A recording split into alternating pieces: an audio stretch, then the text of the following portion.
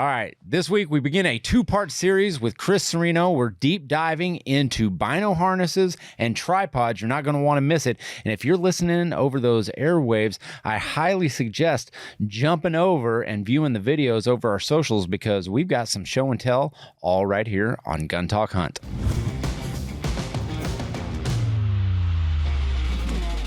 All right, we're joined with Chris Cerino this week and next week, and we're going to be talking... We're really talking a deep dive on bino harnesses, what you want to look for, and we're going to also talk about those tripods. And I know what you're saying. Chris Cerino, well, hold on a second. That dude does training. Yeah, but man, he's also a gearhead. This week's Gun Talk Hunt is brought to you by Lockdown, Secure Your Lifestyle, Crimson Trace, Complete Focus, Hodgdon Gunpowder, the gunpowder people, and ATN, the future of optics. All right, Chris, thank you for joining me. Hey, thanks for having me on. So I just sprung this on you. Yeah, you usually do these things on your own. I know, I do them on my own, but I know you're a gearhead. Oh, yeah.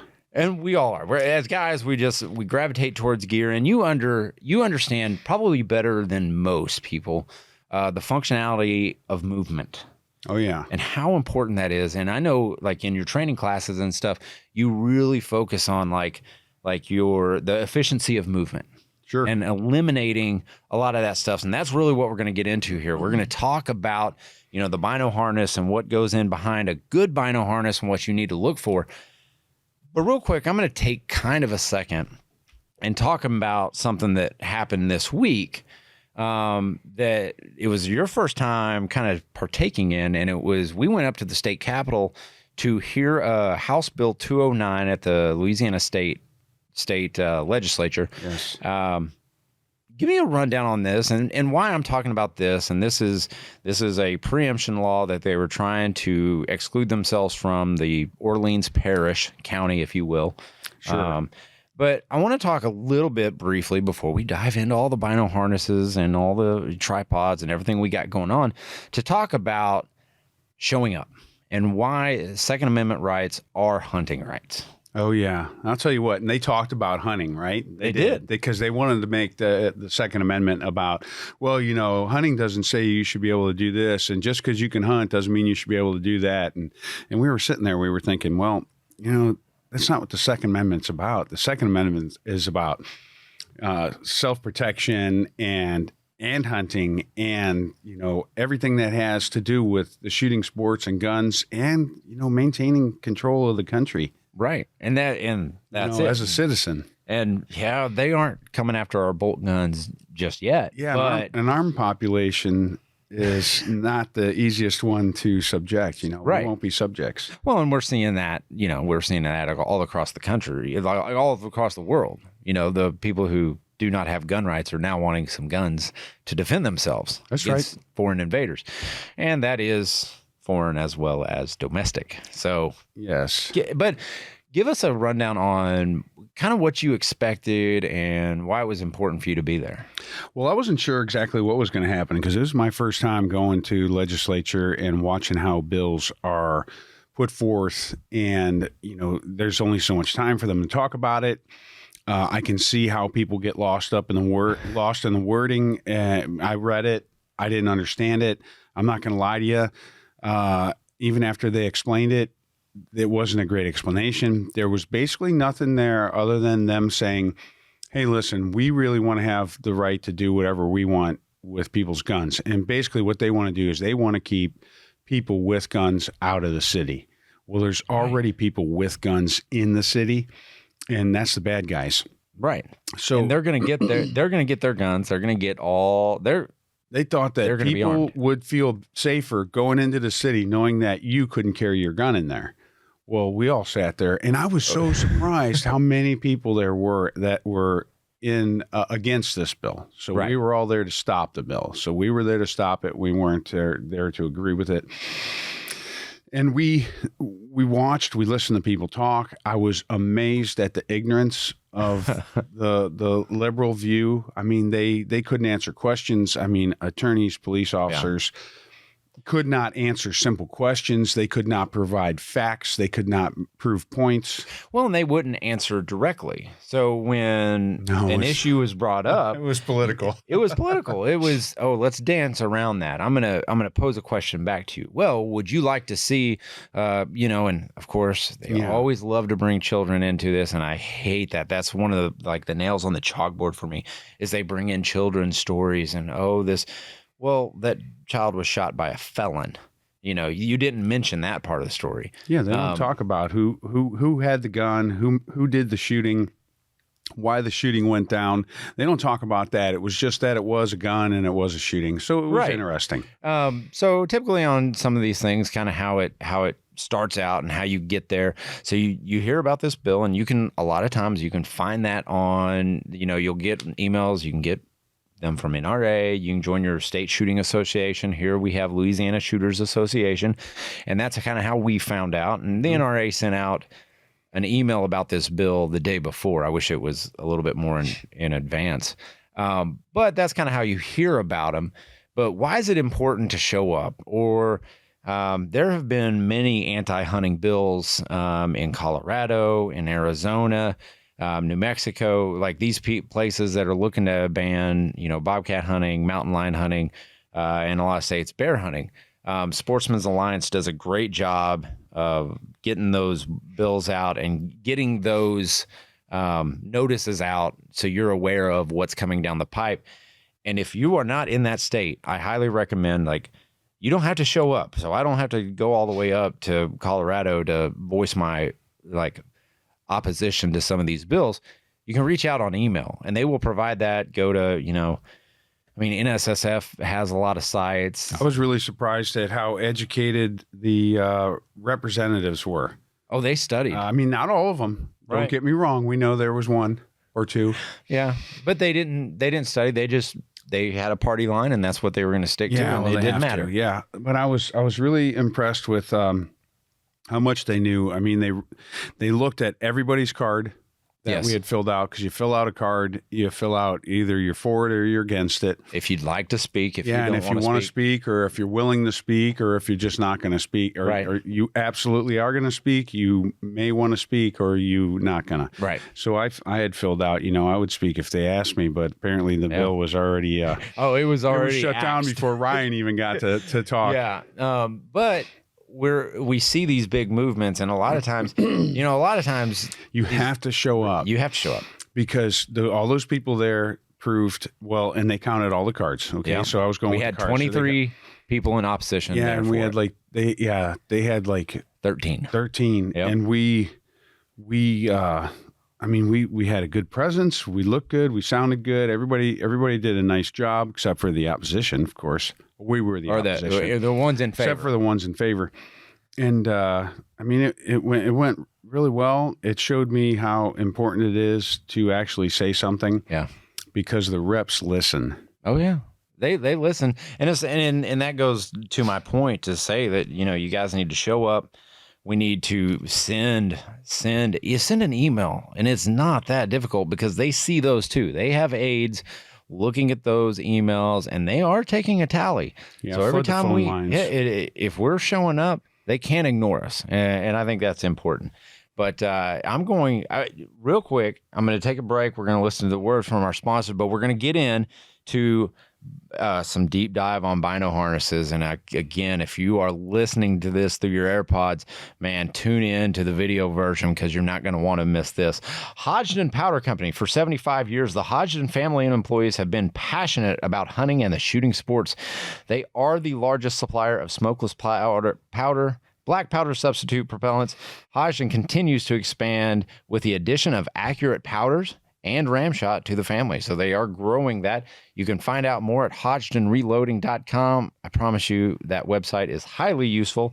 And Sig Sauer, the Cross Precision Bolt Action Rifle. I've got one of these in 6.5 Creedmoor. I love it. I had to make it my own, so I did have them Cerakoted, and I've got a cool Cerakote job. It's OD green. It's a coyote tan barrel. It is slick looking. I love it because it's 6.5 pounds.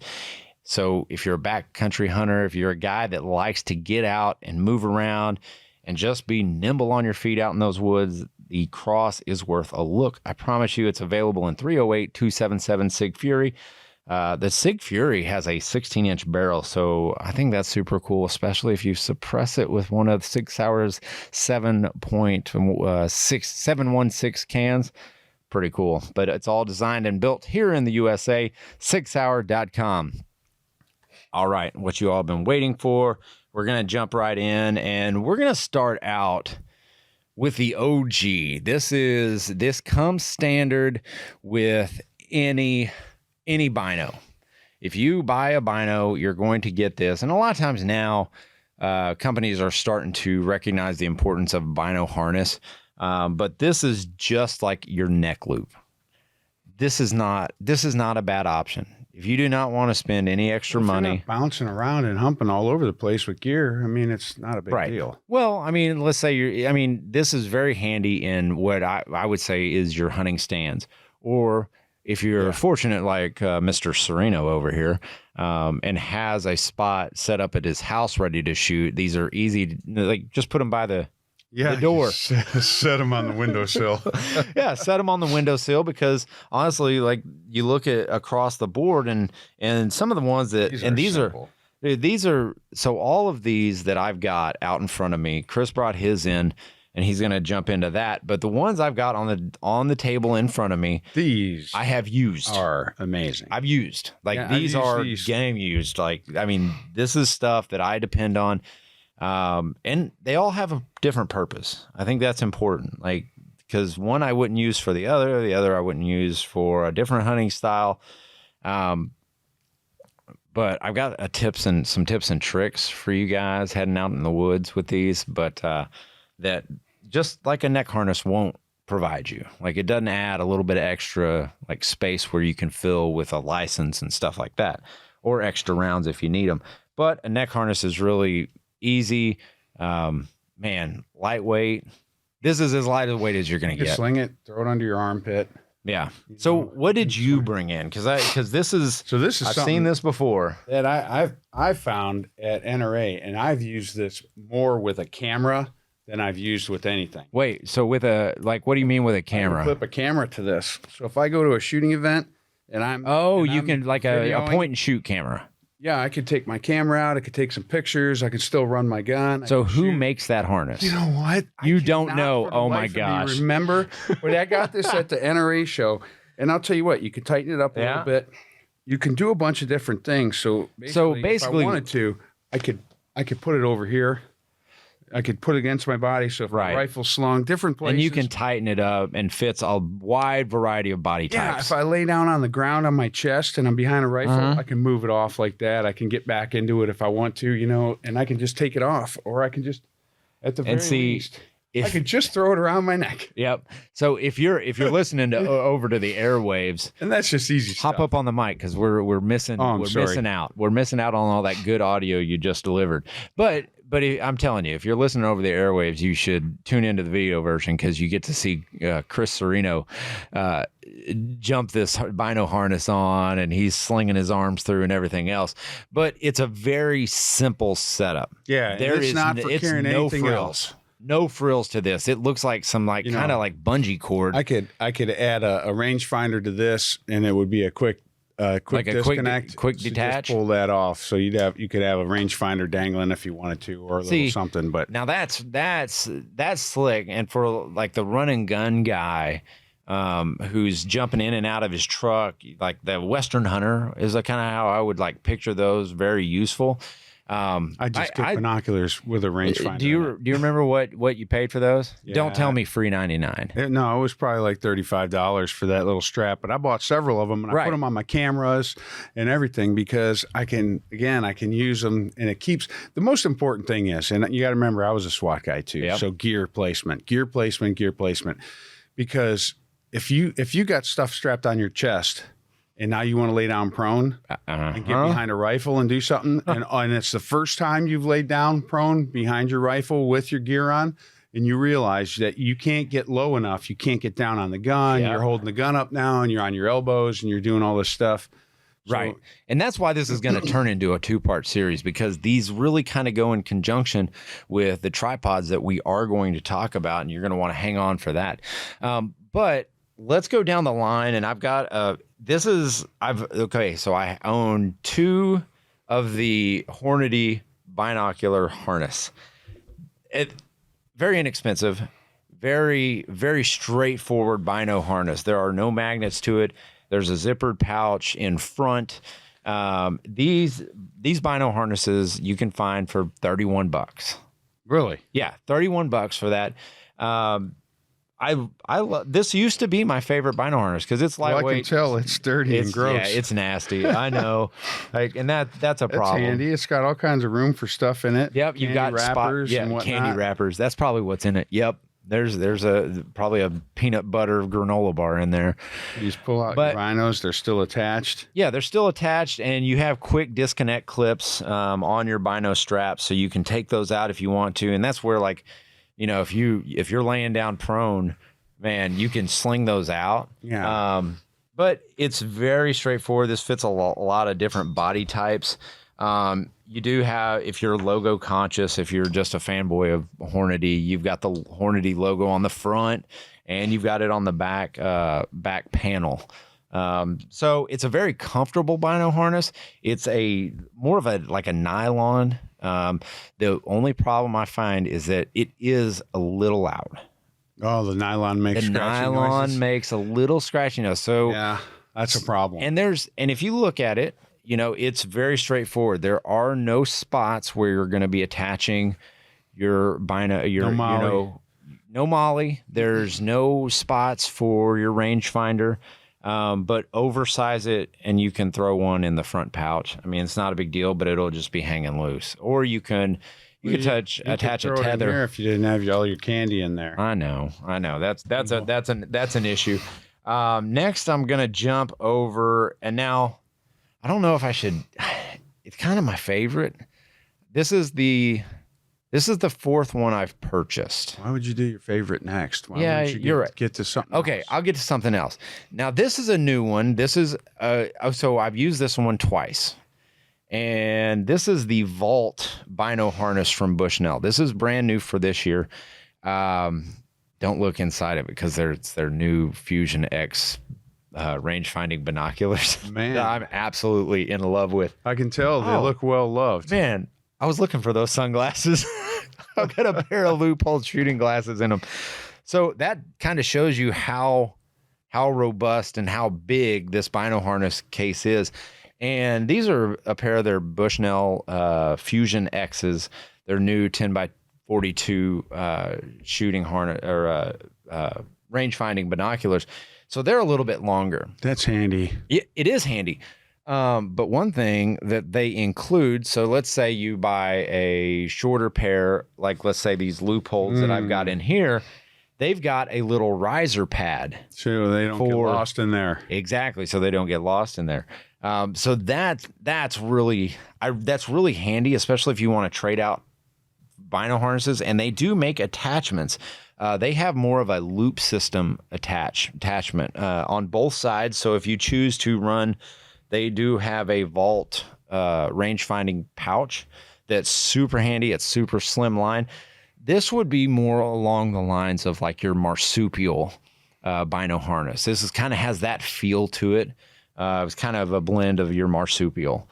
Magnetic closures, which I do like, which it'll hold it in place. And if you're a company out there and you're making hunting equipment, clothing, anything that closes or that you have to open a lot, if you're not using magnets, please don't send anything to me. There's nothing like the tear of Velcro. Yes. Or a zipper. At a crucial moment. Yeah, zippers too. Yeah. I can't do it.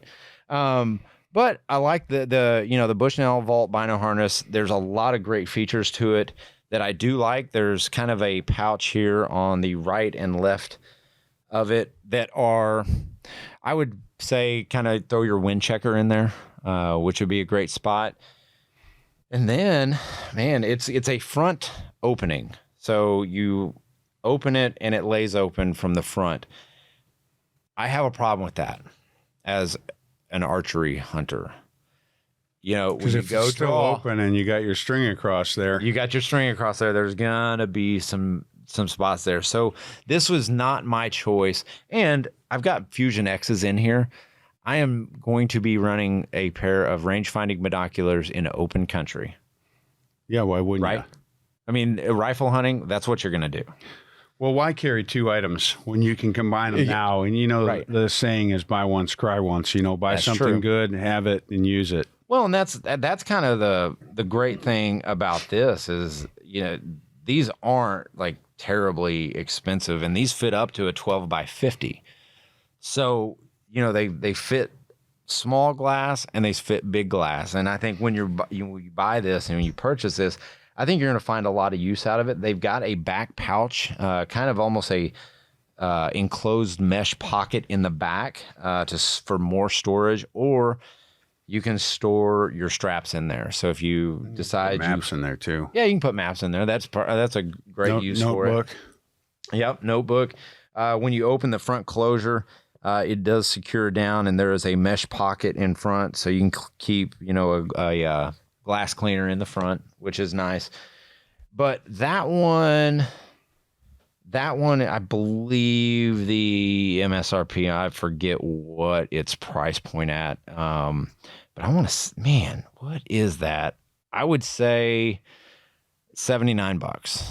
So that's a fair price for, I believe, this. And it's got a loop on the top enclosure. So if you need to hang it up in a blind or something, you can do that. And it'll open that enclosure. Fits a wide range of fellas. So if you're a big boy, it's going to fit you. If you're a skinny small boy, it's going to fit you too. Or gal, whatever. Well, when you're out humping, it's a lot different than sitting in a stand. I mean, when you're out humping, you don't have as much clothing on. You don't have as many layers. Yeah. You know, because you're packing your layers in, you're packing your layers out generally, especially after you do kill something. Yeah. Oh gosh. And layers. That's when it gets dicey. Yeah. All right, we're gonna take a quick break here. Again, if you're listening over the airwaves, we're showing and telling right now, and I'm gonna jump into my favorite bino harness after these messages. Vortex, American-owned, veteran-owned, Wisconsin-based out of Barneveld, Wisconsin. I bet you didn't know that, Chris. No, I had no idea. See, look at that. We're educating while we're on the airwaves. Engineers, producers, and they distribute some of the finest premium sport optics out there. Accessory and apparel. I'm not going to lie. I kind of want to talk about their apparel right now. And I know you guys looking for a good deal on clothing. They've got it. And you know what the best part about it is? It's all their lifetime guarantee. How crazy is that? Like, okay, so you get a rip on your shirt, you send it in, no questions asked, they're going to send you a brand new one.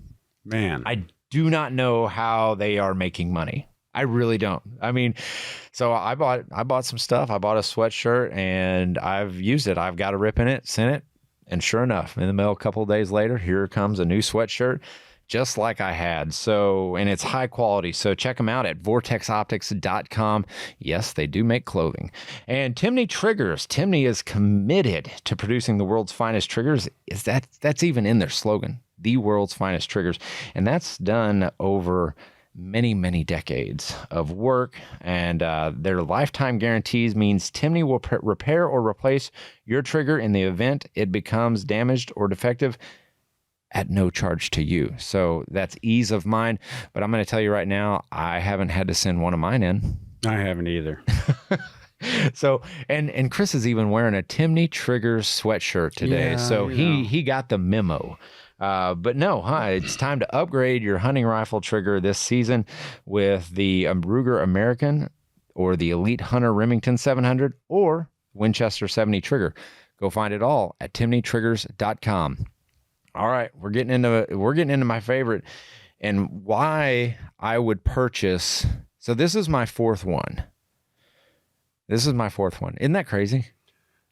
Yeah, where are the rest of them? Where are the rest of them? I'll take one of your old ones. No, you know what I do? Oh boy. He says, oh boy. So we're talking bino harnesses and we're kind of doing a deep dive here.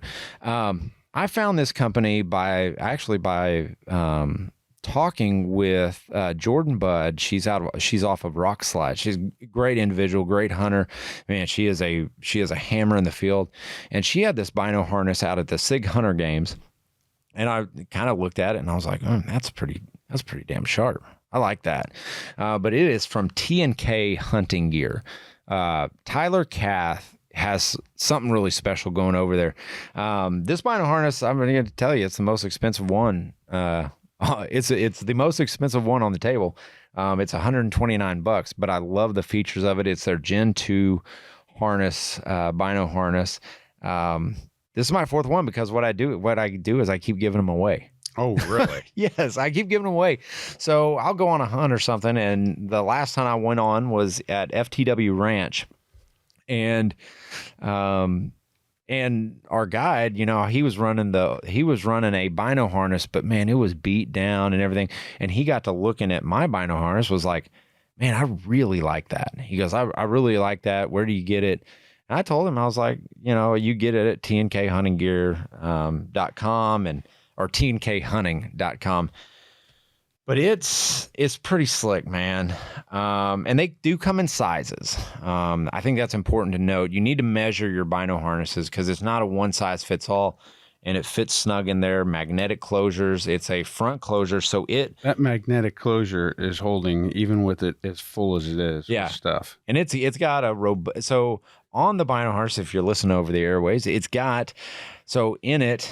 I have I've got actually a double star blade, a Philo Blade Works hunting knife attached to one side, and on the other side I have their bino harness attached to it. And what Chris is doing is he's got the magnetic closure open and he's dangling it on the top.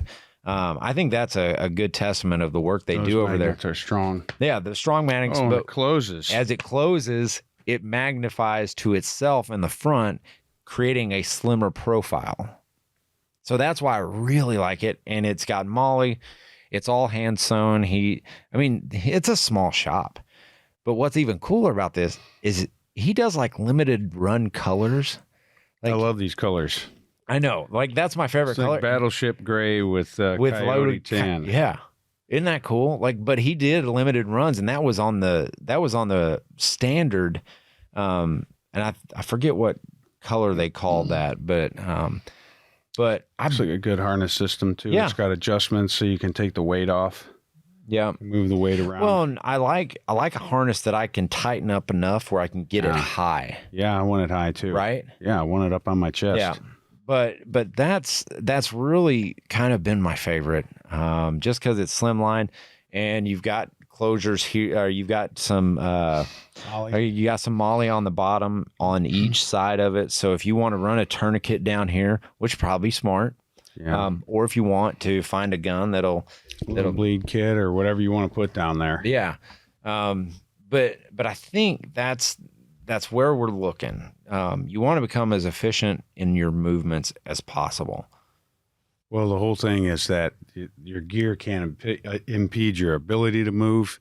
You've got to have it in the right spots. And that's why, we train, well, you should always train the way you intend to fight, wear your gear, wear your harnesses, wear your backpacks. When I was training for the PRS back in the old days, I would throw my rifle in my Everly stock pack. I'd put all my ammo in there, and I would hump around my street, and I knew it was a half-mile street, and it was uphill and downhill, and I would wear that gear, and I would move around with it, and as I'm doing that, as I kept going mile after mile, I started adjusting, my waist straps, things like that. Where's this thing rubbing on me? Where's this thing giving me problems? Yeah, and that's my shoulders, and that's the exact thing that you need to look at on all these bino harnesses, because they all have little differences. Your attachment systems are all pretty similar, but like that T&K, I'll run in archery season, I can run it in rifle season, but maybe if I'm heading out west, that more of the Bushnell Vault might work better because it houses a little bit bigger bino system. And I'm going to give you guys a tip, just a really quick tip as we're signing off here. And I haven't done it yet with these, But as draw results and everything are coming out and you're getting your hunting licenses in the mail, if you're like me and you have multiple sets of things, a lot of times what's always on me? My binos are always attached. So find a printer, print off all your licenses, and in each of your bino harnesses, slide your license, all your tags in there, because the Bushnell Vault has a robust storage system. The T&K has a zippered pocket in the back. You have ample space in the Hornady. Loophole makes one, and it's a little bit smaller bino harness, depending on which model you may purchase. They have an enclosure system. So that's just a little tip, is just to print all your licenses off and put them in each of your bino harnesses. That way, when you go out in the field, always on you. So, all right, guys. Hey, that's it for the first part. On the second part, we're talking tripods. So tune in next week to see that.